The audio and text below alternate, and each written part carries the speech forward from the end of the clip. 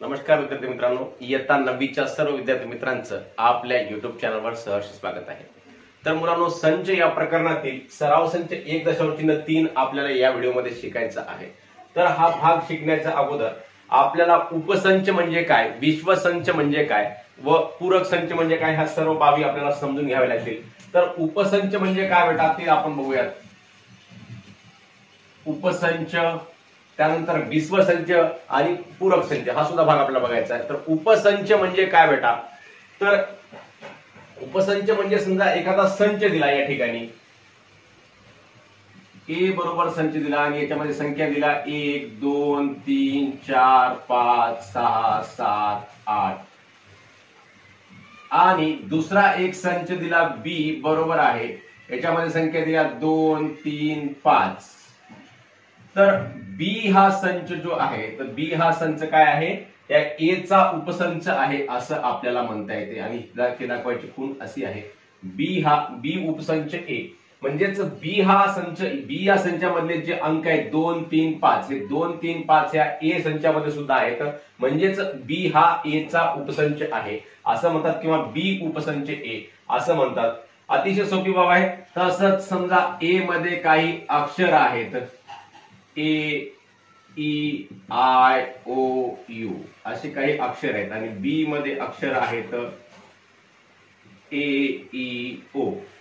आता यामध्ये सुद्धा बी मधले जे ए ई ओ हे अक्षर आहेत ते ए ई ओ ए या संचामध्ये आहेत, म्हणून याला म्हणायचं बी उपसंच ए।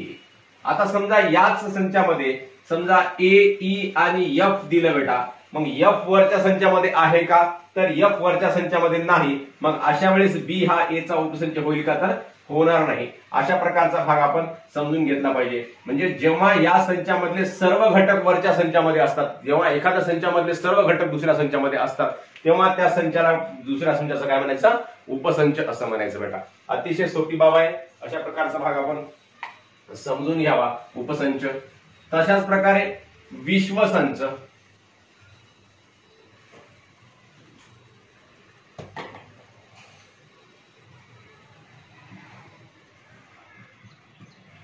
विश्वसंच म्हणजे काय बेटा बघा बरं।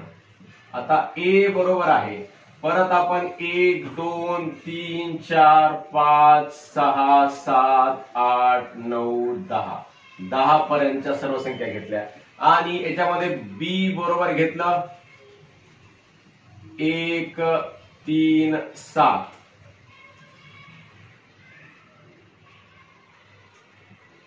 1 3 5 7 9 घेतलं बी बरोबर आणि सी बरोबर घेतलं 2 4 6 8 10 आणि डी बरोबर घेतलं 2 3 5 7। तर बेटा हा जो संच आहे हा विश्वसंच म्हणता येईल, कारण या संचामधल्या प्रत्येक घटक 1 3 5 7 9 हा कशामध्ये ए संचामधलाच आहे। या संचामधला प्रत्येक घटक 2 4 6 8 10 2 4 6 8 10 या संचामधला प्रत्येक घटक हा या ए संचामधला आहे, म्हणजे त्याला आपल्याला कसं म्हणता येईल, बी उपसंच ए, सी उपसंच ए, डी उपसंच ए। म्हणजेच हे सर्व घटक ए या विश्वसंचामधले आहेत। मग ए काय आहे, या सर्व संचांचा विश्वसंच आहे। विश्वसंच हा यू या अक्षराने दाखवतात, युनिव्हर्सल सेट म्हणजेच विश्वसंच या यू या अक्षराने दाखवतात यू। मग याला म्हणायचं विश्वसंच, म्हणजेच या विश्वसंचामधला प्रत्येक घटक दुसऱ्या इतर घटकामध्ये असेल तर या संचाला म्हणायचं विश्वसंच। आणि हे आपल्याला हे बी उपसंच ए, सी उपसंच ए, डी उपसंच ए अशा प्रकारे सुद्धा याला दाखवता येते। मग अशा प्रकारच्या संचाला म्हणायचं विश्वसंच असं म्हणतात। तर यावर आधारित आपण आता या ठिकाणी उदाहरणं बघायची आहेत बेटा।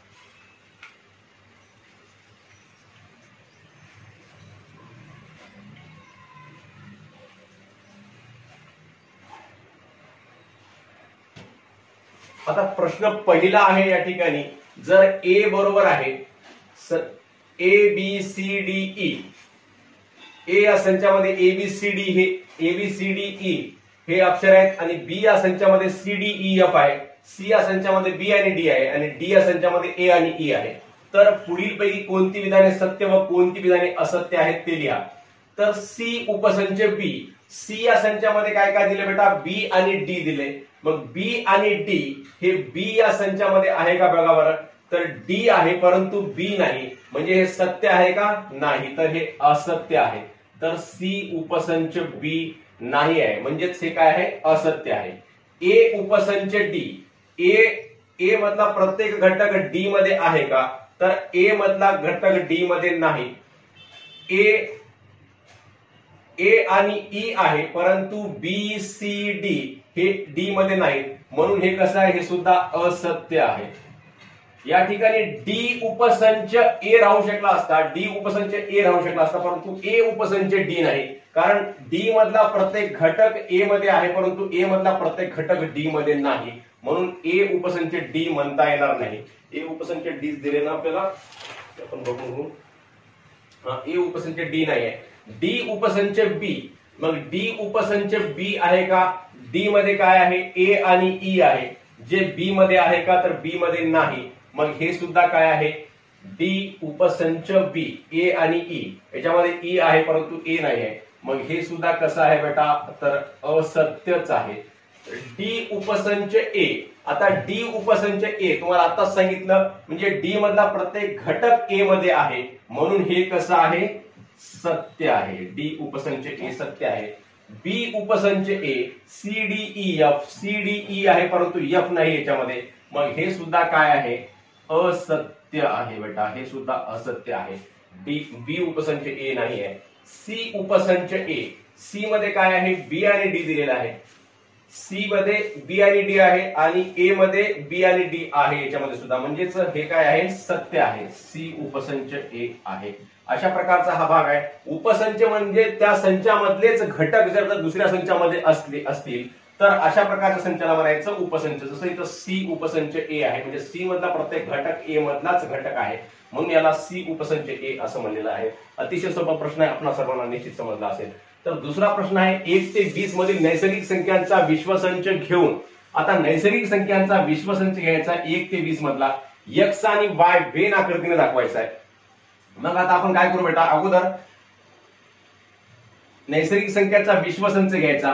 विश्वसंच यू या अक्षराने दाखवतात. यू बरोबर आहे 1 ते 20, 1 2 3 4 5 6 7 8 9 10 11 12 13 14 15 16 17 18 19 आणि 20. तर अशा प्रकारे आपण 1 ते 20 पर्यंतचा विश्वसंच घेतलेला आहे. या ठिकाणी याला आपण वाटल्यास मोठा बहिरेपिकन्स करून घेऊ. मग 1 ते 20 पर्यंतचा हा विश्वसंच घेतला. एक्स आणि वाय वेन आकृतीने दाखवता. एक्स संचामध्ये काय सांगितलं या ठिकाणी बघा बरं बेटा, एक्स बरोबर आहे, एक्स हा असा एक्सचा संच आहे की एक्स या संचातील घटक एक्स असा आहे की एक्स हा काय आहे, नैसर्गिक संख्येचा घटक आहे. नैसर्गिक संख्येचा घटक आहे म्हणजेच नैसर्गिक संख्या आहे एक्स, आणि 7 पेक्षा एक्स मोठा आहे आणि 15 पेक्षा एक्स कसा आहे, लहान आहे. म्हणजे 7च्या पुढची संख्या आपल्याला या ठिकाणी लिहायची आहे. 7 पेक्षा मोठा एक्स असलेला कोणती किंमत होऊ शकते, 8 9 10 11 12 13 आणि 14 पर्यंत येते बेटा. कारण 15 पेक्षा लहान म्हणून सांगितलेला आहे. एक्स हा संच असा आहे की यामधील घटक एक्स हा एक्स कसा आहे, एक्स हा एनचा घटक आहे, म्हणजे एक्स हा एनचा घटक आहे आणि 7 पेक्षा मोठा आहे एक्स आणि त्याच्यापेक्षा 15 पेक्षा कसा आहे, लहान आहे. मग हे 8 9 10 11 12 13 14 हे अशा प्रकारे आपण एक्स या संचामध्ये लिहू शकतो. आणि वाय या संचामध्ये काय लिहू शकतो बेटा, वाय या संचातील घटक वाय असा आहे की वाय हा नैसर्गिक संख्येचा घटक आहे, नैसर्गिक संख्येचा घटक आहे आणि वाय ही 1 ते 20 मधील मूळ संख्या आहे. आता 1 ते 20 मधल्या मूळ संख्या कोणत्या कोणत्या बेटा, 2 3 5 7 या सगळ्या मूळ संख्या लिहायच्या. 2 3 5 7, 7च्या नंतर 11, 11च्या नंतर 13, 13च्या नंतर 17 आणि 17च्या नंतर 19 एवढ्या मूळ संख्या आहेत. तर आपल्याला हे सर्व आपल्याला वेन आकृतीने दाखवायचं आहे. मग वेन आकृती दाखवण्यासाठी, वेन आकृती काढण्यासाठी काय करतात, या ठिकाणी आयताचा वापर करतात बेटा. मग अशा प्रकारे आयत काढायचा अगोदर आणि या आयतामध्ये विश्वसंच दाखवायचा. म्हणजेच हे काय आहे विश्वसंच यू. विश्वसंच यू मध्ये कोणते कोणते अंक आहेत त्या ठिकाणी 1 2 3 4 पासून ते 20 पर्यंतचे. आणि या 20 पर्यंतच्या अंकामध्ये कोणते कोणते अंक या दोन्ही एक्स मध्ये आणि वाय मध्ये दोन्हीमध्ये जे अंकांची पुनरावृत्ती झालेली आहे एक्स मध्ये आणि वाय मध्ये कोणते कोणते आहे 11 आहे. या ठिकाणी 8 नाही, खाली 9 नाही, 10 नाही, 11 आहे आणि नंतर 13 आहे. म्हणजे 11 आणि 13 हे दोन अंक समान कायम आहेत, दोन अंक कॉमन आहेत दोन्हीमध्ये एक्स मध्ये आणि वाय मध्ये दोन्ही संचामध्ये 11 आणि 13 हे दोन अंक कसे आहेत कॉमन आहेत, सामान्य आहेत. मग या दोन अंकांना सामावून घेण्यासाठी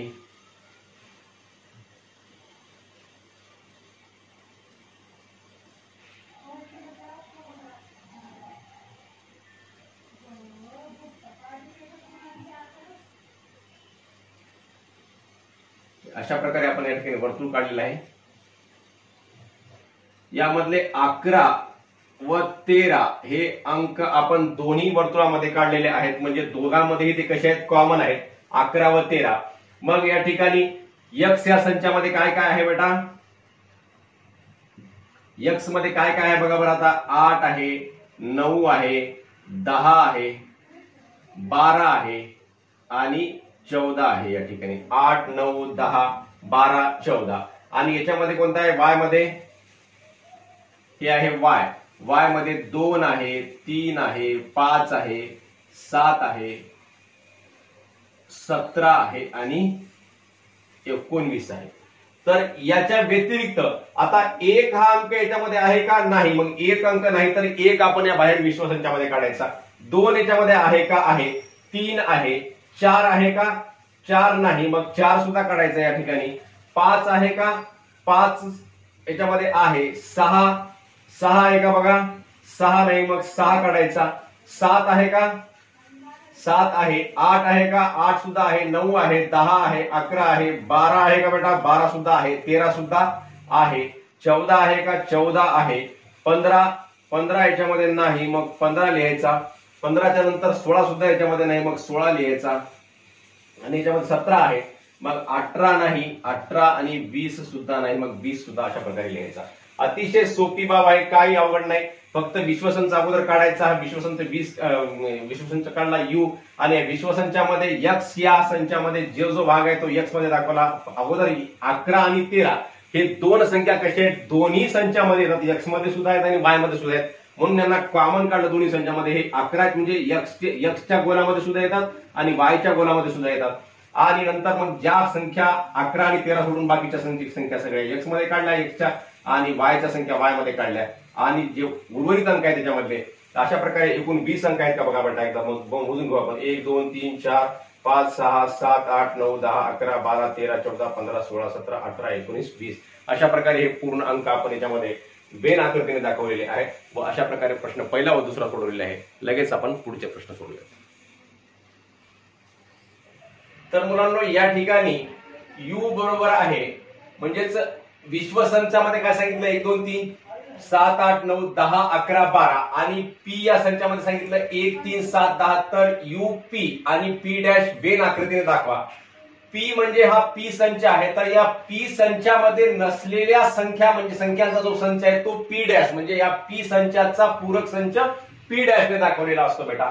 म्हणजे याला म्हणतात पूरक संच, पी चा पूरक संच. मग पी चा पूरक संच आणि पी हा संच कशाने दाखवायचा, यू दाखवायचा कशाने, वेन आकृतीने दाखवायचा आहे.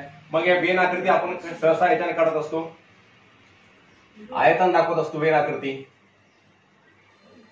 विश्वसंच आयतन दाखवत असतो. मग याला विश्वसंच नाव देऊयात यू. यू मध्ये कोणकोणते अंक आहेत 1 2 3. याच्यामधल्या पी मध्ये काय 1 3 7 10. मग या ठिकाणी पी काढूयात अगोदर. पी मध्ये काय दाखवायचं आपल्याला 1 3 7 आणि 10 हे अंक दाखवायचे. आणि मग या यू मधले याच्यामध्ये जे जे अंक नाहीत या पी मध्ये ते अंक आपल्याला या ठिकाणी पी डॅश मध्ये दाखवायचे आहेत बेटा. मग 1 इथं आहे तर 2 आपल्याला इकडे घ्यावं लागेल. 3 आहे तर 7 घेऊयात आपण या ठिकाणी. सॉरी 7 सुद्धा आहे, 3 आहे, 7 आहे. मग इथं 8 घेऊयात, 9 घेऊयात 10 इथे आहे, मग इथं 11 घेऊयात आणि इथं 12 घेऊयात. म्हणजे पी डॅश आपल्याला या ठिकाणी दाखवलेलं आहे. हे पी आहे, हे पी डॅश आहे आणि हे पूर्ण यू आहे. यू म्हणजेच विश्वसंचामध्ये या सर्व संख्यांचा समावेश होतो आणि पी या संचाचा पूरक संच म्हणजेच पी डॅश. पी डॅश मध्ये कोणते कोणते अंक येतात? 2, 8, 9, 11 आणि 12 हे अंक येतात. अशा प्रकारे आपण वेन आकृतीने हा विश्वसंच, पी संच आणि पी डॅश संच दाखवलेला आहे. पुढचा प्रश्न आहे पी डॅशचा डॅश म्हणजेच पी डॅशचा पूरक संच कोणता आहे? पी डॅशचा पूरक संच बरोबर पी याचा पडताळा घ्या. मग पी डॅशचा पूरक संच, पी डॅशचा पूरक संच. आता पी डॅशचा पूरक संच कोणता आहे बेटा? म्हणजे पी डॅश मध्ये नसलेला संच, पी डॅश या संचामध्ये नसलेला संच म्हणजे कोणता आहे? तर 1, 3, 7 आणि 10 हे या पी डॅश मध्ये नाही. पी डॅश मध्ये 2 आहे, 8 आहे, 9 आहे, 12 आहे, 11 आहे. 1, 3, 7 आणि 10 या पी डॅश मध्ये नाही. तर 1, 3, 7 आणि 10 म्हणजेच पी डॅशचा डॅश म्हणजेच पी डॅश या संचाचा पूरक संच आहे हा 1, 3, 7 आणि 10. परंतु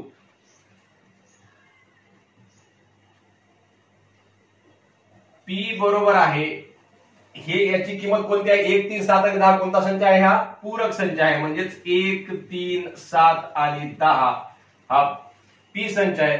म्हणून पी डॅशचा डॅश बरोबर आहे पी संच. म्हणजेच पी डॅशचा पूरक संच बरोबर आहे पी संच. अशा प्रकारे आपण याचा पडताळा घेतलेला आहे. तर पुढचा प्रश्न आहे बेटा, जर ए बरोबर आहे 1, 3, 2, 7 तर ए या संचाचे कोणतेही 3 उपसंच लिहा.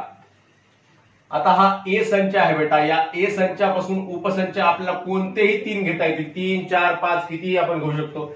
याच्यामधले कोणतेही 2 संख्या लिहा किंवा 3 संख्या लिहा. 1, 2, 3. सी बरोबर आहे 2, 3, 7. डी बरोबर आहे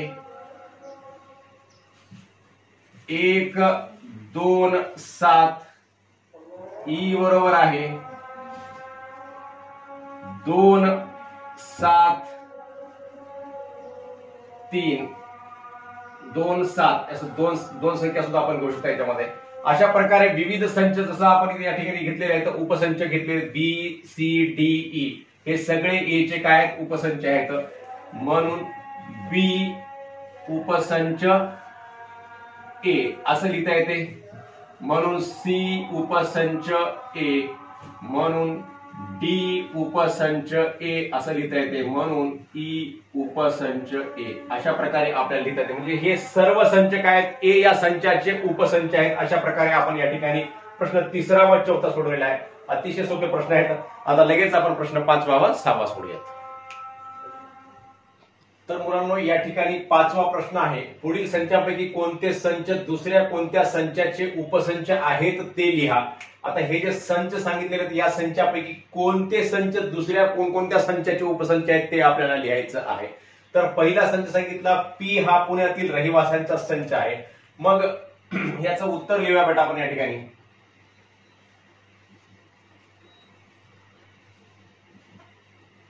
एकचं बघा उत्तर या ठिकाणी पहिल्या प्रश्नाचं, पी हा पुण्यातील रहिवाशांचा संच आहे.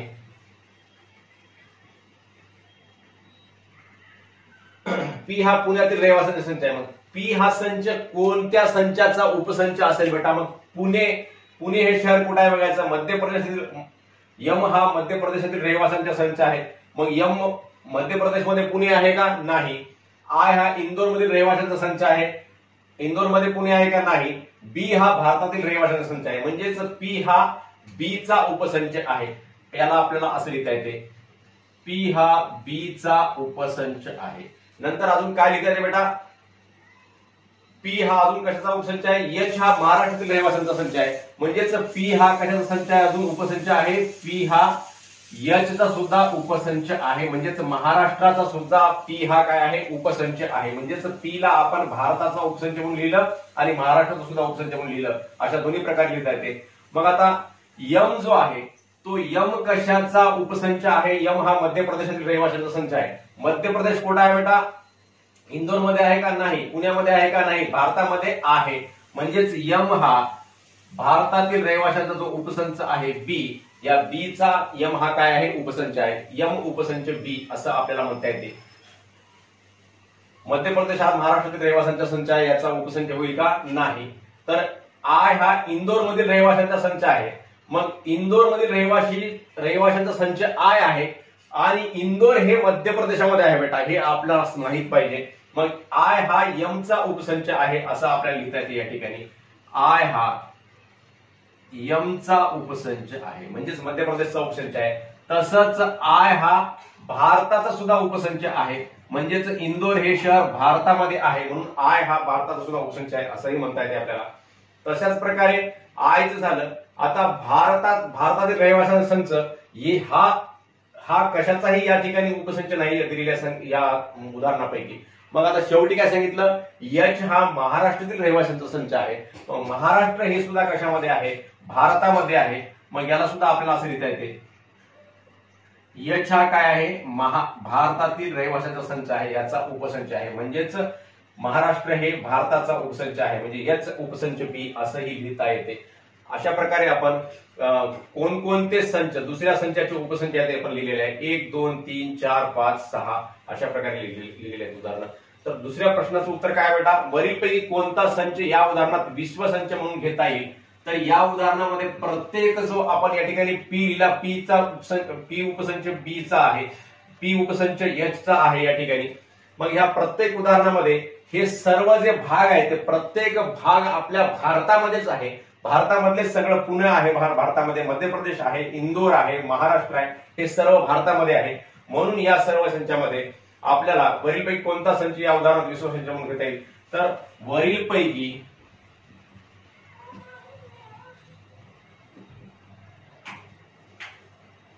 बी हा संच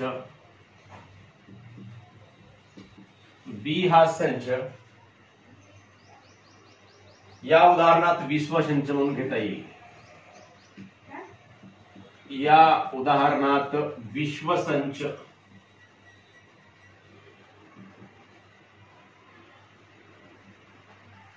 म्हणून घेता येईल.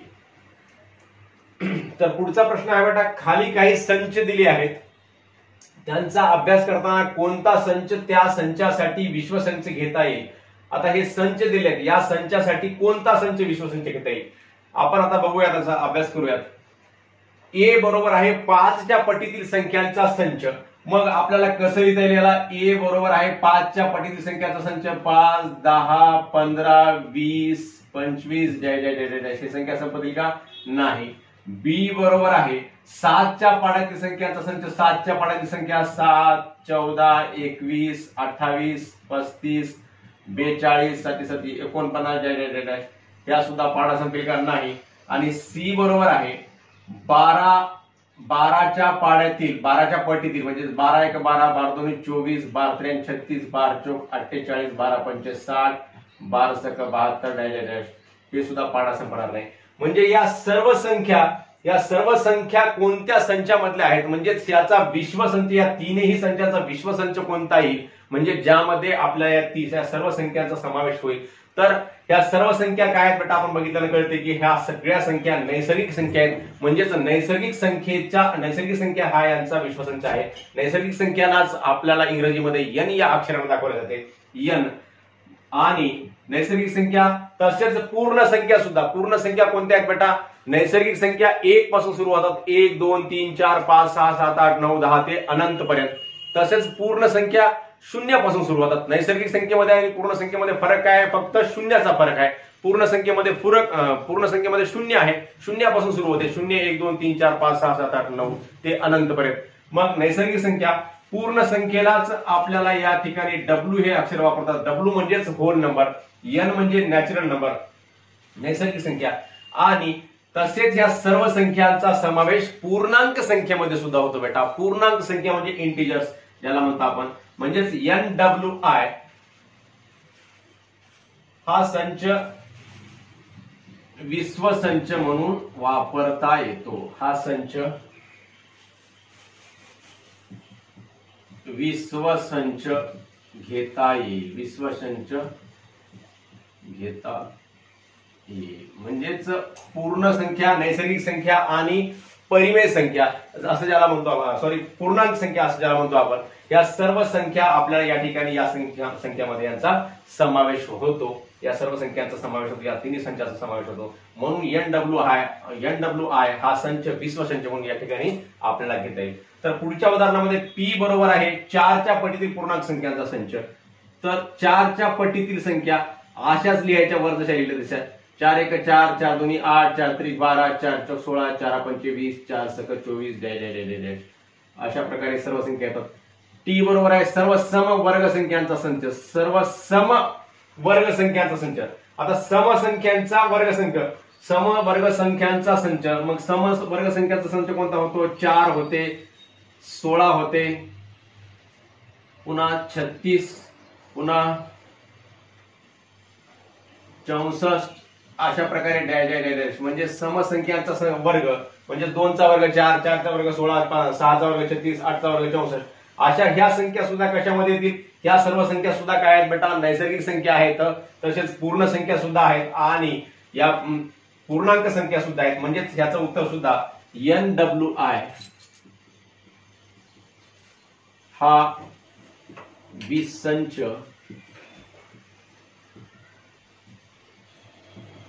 विश्वसंच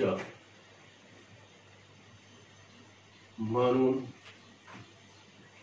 घेता येईल. म्हणजेच NWI म्हणजे नैसर्गिक संख्यांचा संच, पूर्ण संख्यांचा संच आणि पूर्णांक संख्यांचा संच, हा सर्व संच याच्यामध्ये आपल्याला विश्वसंच म्हणून घेता येईल. अशा प्रकारे आपण हे 6 प्रश्न सोडवले आहेत बेटा. आणि 7वा प्रश्न आपल्याला सांगितलेला आहे. काय सांगितलं बघा बरं.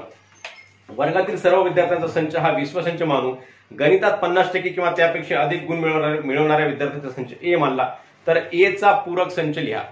50% पेक्षा जास्त गुण घेणारे मुलं ए या संचामध्ये असतील. समजा तुमचा जो वर्ग आहे त्या वर्गामधला हा आपला कृतियुक्त प्रश्न आहे. त्या वर्गामध्ये 50%च्या वर्ग ज्या मुलं आहेत त्यांचा आपण संच तयार करायचा आणि त्याचा पूरक संच कोणता? 50% पेक्षा कमी गुण घेणारे मुलं त्या पूरक संचामध्ये लिहिता येतील. अशा प्रकारे आपल्याला 7वा प्रश्न सोडवायचा आहे. तर अशा प्रकारे मुलांनो आपण सराव संच 1-3 सोडवलेला आहे. आपणा सर्वांना हा व्हिडिओ समजला असल्यास व आवडला असल्यास नक्की आपल्या मित्रांना शेअर करा व व्हिडिओवर लाईक व कमेंट सुद्धा अवश्य करा.